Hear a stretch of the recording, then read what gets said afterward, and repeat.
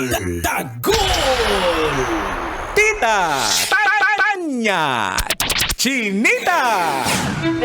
Storya ng pag-ibig na wagas.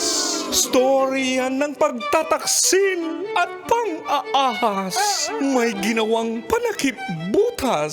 May happy ending ang wakas. Damdaming malambot at matigas. Sa live drama, pwede nang ilabas. Tutulo na at tatagas ang mga katas ng nakalipas. Katas ng nakalipas.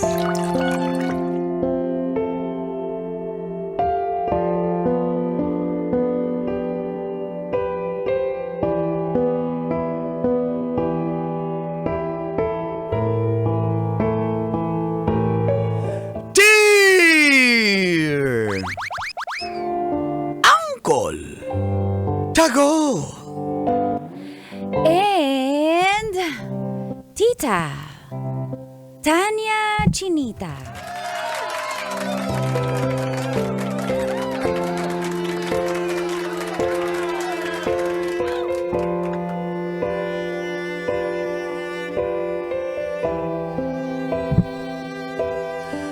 Sumunod ako sa girlfriend ko sa Maynila dahil sa sobrang pagka-inlove ko sa kanya.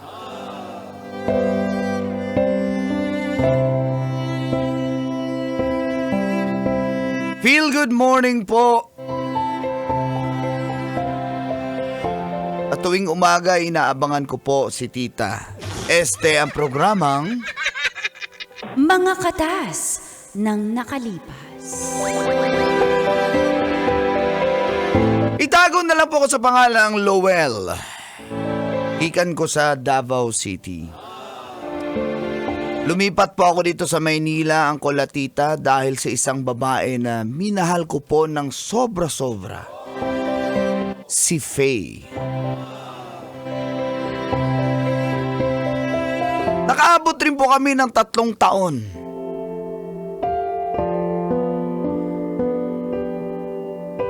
Nagpaalam po siya sa akin na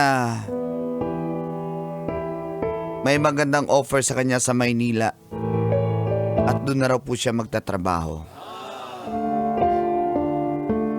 Kaya nagpaalam din po ako agad sa aking boss, ang Tita. At nagpa-transfer din ako sa Maynila. Malayo man sa aking pamilya, okay lang po yun. Basta malapit lang kay Faye.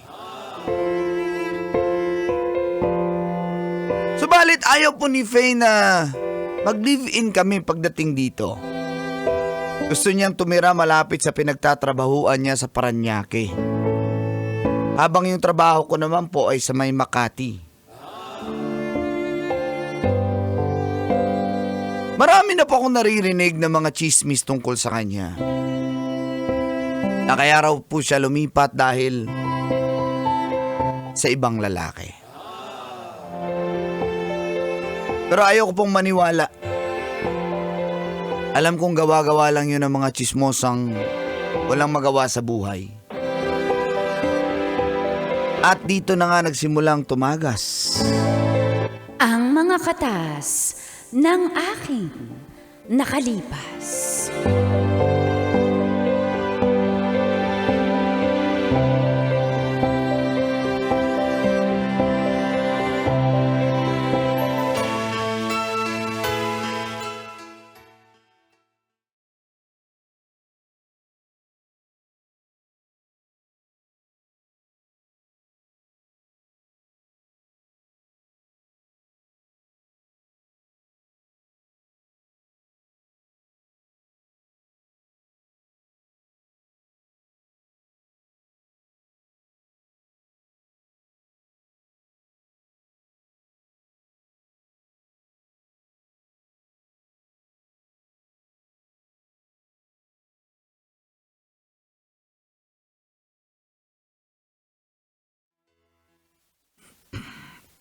Tatawagan ko si Faye kasi nagdududa talaga ako eh. Dito ako sa gilid ng kalsada. Alam ko yun yung sasakyan ng lalaki na sinasabi nila. Pero hindi pa rin ako naniniwala. Tatawagan ko siya. Eto na.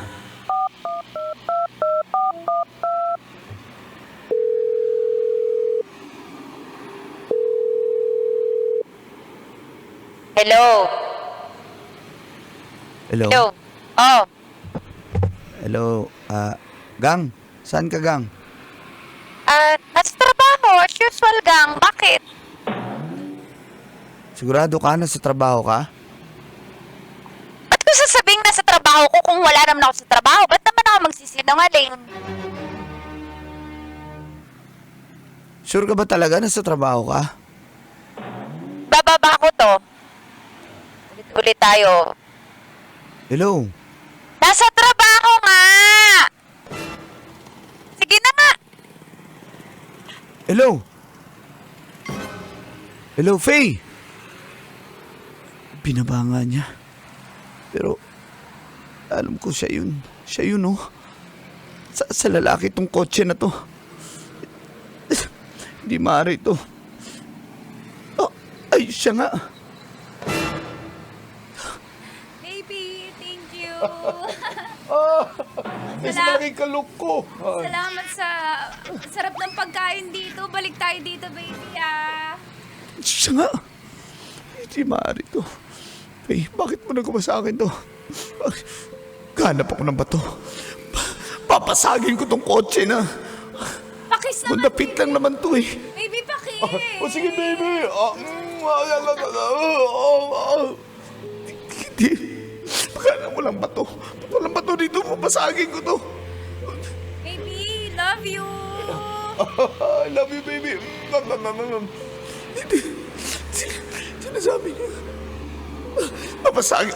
Papasagin ko to. Hoy! Bay! Bay, bay. Hoy, anong gagawin mo? Hindi, Ba't may hawak ka? papasagin ko yung kotse ng Ba't ka mambabasag dito? Bay. Bay, anong nangyari sa'yo? Ba't ka naiyak? Kotse ng Sima Malalaki dyan, mo- bay.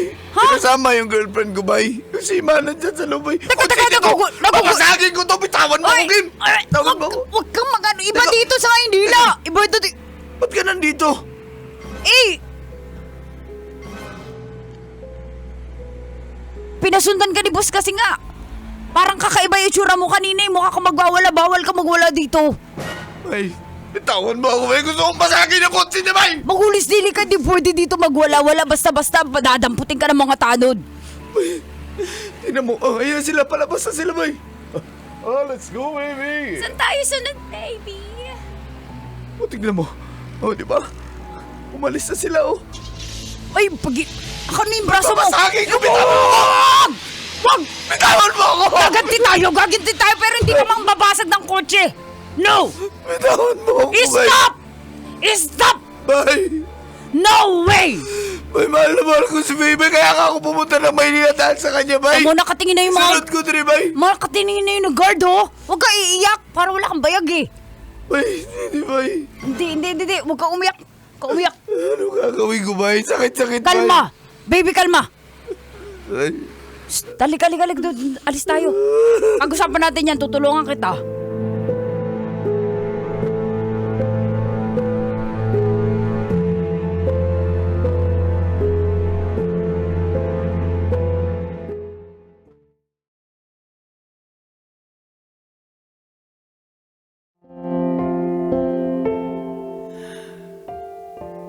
Sobrang sakit po ang kulat, tita, dahil mahal na mahal ko po si Faye. Kaya pong dahilan ba't ako napunta dito sa Maynila. Okay naman yung buhay ko sa Davao.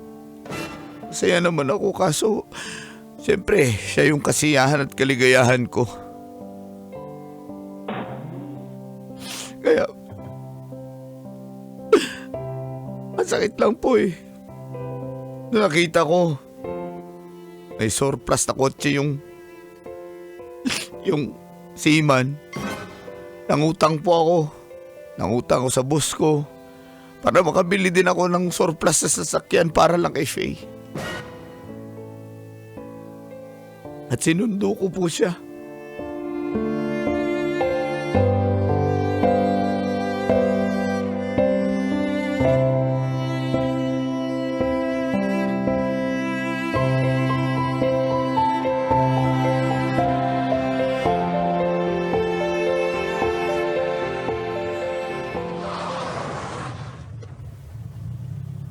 Dito lang tayo muna, tabi lang tayo.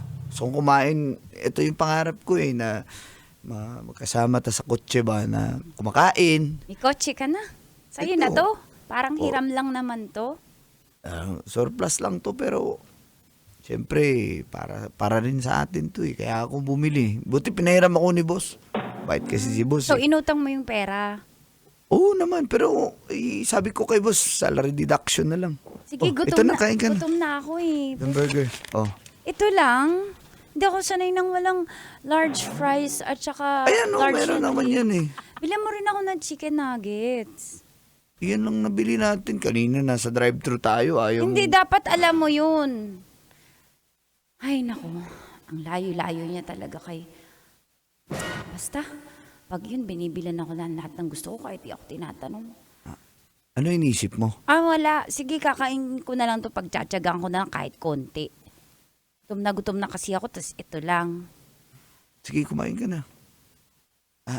Namiss kita. Musta ang trabaho mo? Teka lang, kumakain ako.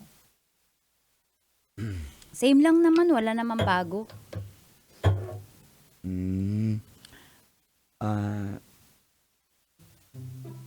Okay. Okay naman yung kotse, di ba? Kahit sikonan lang yan, kahit surplus. Pangit. Luma. Grabe siya. Luma nga rin yung kotse ng Seaman. Pangit ba? May sinasabi ka? Wala. Tsaka amoy alimuom yung loob. Hindi mo man lang pina-car wash mo na bago mo kasi Pinadetail ko na to Papadetail ko lang ulit. Siyempre, bago lang first time Sana ko pinadetail mo bago mo kasi nundo. Ngayon mo pa papadetail. Dito na ako. Ganito, binyagan natin to. Ano? Binyagan natin tong kotse ko. Dito, wala namang tao. Ganun ba yun? Ganun yun. Sige na. Sige na. Binyag. Ganito. Walang tint Pigit mo yung mata. Walang tint. May takip naman sa salamin. Kunin ko yung pang takip sa salamin, ha? Naka-ready ka, may sinasakay ka ditong iba, no? May bininyagan ka na dito Ngayon bago ko ako. nga lang- Bakit naka-ready? Ngayon wala to nakuha Ang init kasi kanina, kaya naka-ready yan. Ayun ko, walang tint eh. Makikita tayo sa Hindi labas. nga, may takip naman Halata, yuyog-yog. Ano ba? Sige na, try na natin. Ayoko nga, tigilan mo nga ako. Hindi ako natutuwa sa... Aray! Sinabi ng tigilan na ako. Nababastusan na ako sa iyo, Luel, ah. Ano bang bastos dun? Para naman tayong... Bastos, anong bibinyagan mga napag-iisip mo? Hindi ako ganyang klase ng babae. Dito, ang bastos mo. Ano naman? Miss Baka lang chip kita mo, chip naman tingin mo sa akin. Hindi naman ganun yun Ganun ba yung kaya ka bumili ng kotse para dito tayo? Wala ka bang pera pang check-in? Ayoko na nga. Bakit pag dun sa Seaman, sumakay ka sa kotse niya? Kala mo hindi ko alam? Seaman? Oo. Anong seaman? Sinasabi mo? Pinagsasasabi mo, Luel. Talagang wala ka ng gana sa akin kasi nga dahil sa Seaman na yun. Ama. Mahal kita, Faye. Kaya ako pumunta ng Manila dahil sa'yo. Mahalo ka na. Hindi naman kita pinilit. Pinilit ba kita? Tapos nagagaganyan ka sa akin, ang dami mong demand. Ang dami mong sinasabi. Gusto lang naman kita makasama. O O magkasama bakit na. ayaw mo mag-live-in na tayo? Nandito na tayo Bakit tayo magli-live-in? Parang mag-asawa na yun, hindi ako ready sa ganun. Ano ba Hindi ka pinagsasabi? ready kasi may iba. May iba kang pinaghahandaan. Pag hindi ka tumigil, bababa ako ng sasakyan. Umiinit yung ulo ko. Huwag mo akong sagarin. Hindi naman sa Dami mong binibintang sa akin. Ba't di mo na lang ako hiwalayan? May lalaki pala ako. Di walayan mo ako. Ba't nandito pa tayo? Ha? Ang tanong ko lang, Hinuhuli mo pa ako. ang tanong ko lang naman, Faye. Ano ba? Bakit ka naglalamig sa akin? Ano ba? Ano bang gusto mong mangyari? Hindi ako nanlalamig. Hindi ako nanlalamig. Nagbago na ako kasi sinama ako nung kaibigan ko sa trabaho sa church nila. Nagbabago na ako. Ayoko na ng yung premarital sex. Ayoko nang ganyan. Nakafocus ako. Born again kasi yun. Lumipat na ako ng relihiyon. Ganun ba? Kaya ito nga kakausapin kita kasi ayoko na. Niyayaya mo pa akong mag-live-in. Labag yan dun sa pinaniniwalaan namin sa church. Ayoko na. May nangyari ba sa inyo? Ha? Alam mo, alam ng Diyos yung sinasabi ko. Nagbabago na ako. Ayoko na ng ganitong relasyon. May nangyari ba sa inyo? Ano nangyari? Nakafocus nga ako sa relihiyon. Ano? Ha? Giana-ana ka na niya? Bahala ka nga, aalis na nga ako. Sinasabi ko na eh. Kino-question mo pa yung paniniwala ko eh. Nagbabago na nga ako, dyan ka na nga! Sumakay ka dito! Ayoko! Dyan ka na! Hoy! Faye! Faye!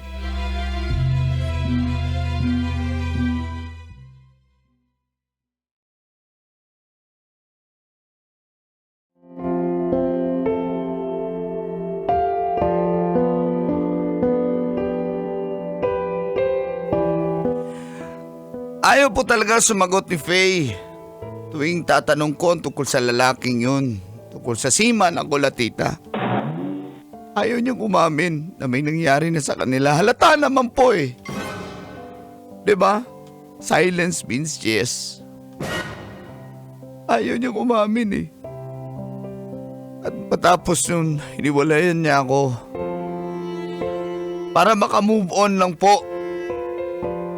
Makalipas ang ilang buwan, nagkaroon ako ng panibagong girlfriend, si Myrene. Para lang makalimutan ko po si Faye. Kaso, siya pa rin po yung mahal ko eh.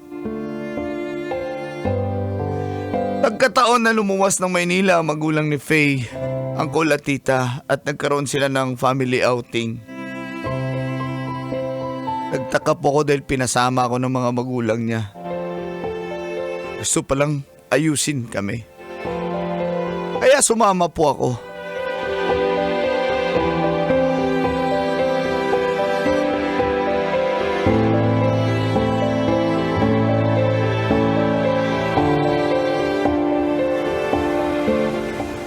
Ay, Dong, kumusta man kayong taon res Manila, Dong? Buti na lang, Dong, marunong ka na magtagalog, Dong. Nakambalo-balo po't gamay. Eh, kumain ka ng inihaw na liempo.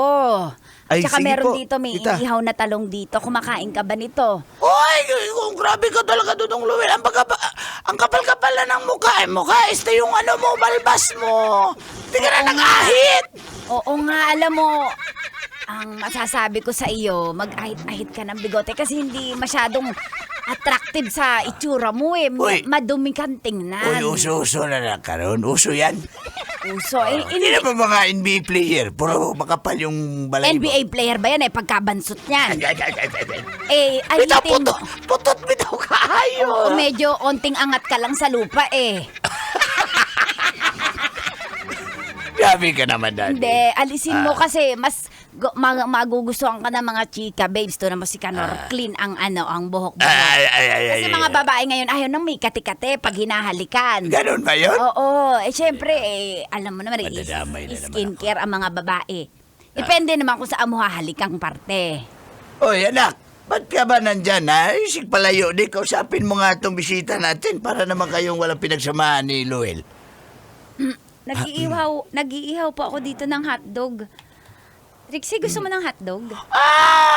Tommy! Miami hotdog! Baliktad. Ano gusto mo? Hungarian o ano, yung malaki o yung jumbo? Ay, yung ano? Double jumbo! Yung jumbo kasi maliit na yun eh. Double jumbo, sige. Faye, pwede ba tayo mag-usap? May ginagawa ako eh. Dito muna tayo, mother. O dito tayo, istorbo tayo. Baka magka-comeback eh. Pero doon muna tayo. Trixie, sino ba yung boyfriend mo ngayon? Si Kuya Totoy. Hindi rin gwapo eh, pero okay na rin yun. Kumusta ka na? Kita mo naman, okay naman.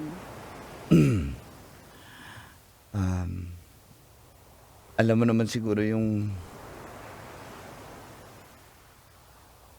May sasabihin ka ba? papakasal kasi ako eh. Pero hindi pa naman kami kasal. Congrats. Alam mo na yun, di Happy ba? for you. Naku na yun, syempre. Ay, congrats. Yun na nga eh. Kasi, Gwapo mo. Mukhang happy ka sa relationship mo. Siguro happy lang ako dahil kita tayo ulit. Alam mo, dapat din mo yun sinasabi kasi may fiancé ka ni, papakasalan mo na eh. May problema ka ba? Faye. Hanggang ngayon ikaw pa rin eh. Sabihin mo lang sa akin. Hiwalayan ko yung babaeng yun. Hiwalayan ko yung girlfriend ko ngayon para sa'yo. Huwag balikan lang tayo. Lowell, alam ko naman may nararamdaman ka pa. Ako din naman, hindi naman yun nawala agad. Mahal pa rin kita. Naalala pa rin kita lagi, pero sige na. Pero ano? Sige na, pakasalan mo na yan. Tanggapin mo na hindi tayo para sa isa't isa. Pinamimigay mo na ako sa iba. Matagal na. Sige na, ayusin mo na. Hindi na para magkaroon pa tayo ng kabalikan pa tayo ulit. Wala nang reason. Sige na, mahalin mo na yan, mag-asawa ka na. Ako, hayaan mo na ako. Pero mahal na mahal Ayoko kita, na. Faye. Luwil, ayoko na. Hindi na dapat ipaglaban. Wala na dapat ipaglaban. Sige na. Nagbago na ang lahat. Hindi na tulad ng dati. Ayusin mo na yan. Malaman niya pa yan na gusto mo kong balikan. Baka magalit pa yun, di mo matuloy yung kasal niyo. Sige na. Ayusin mo na. Faye.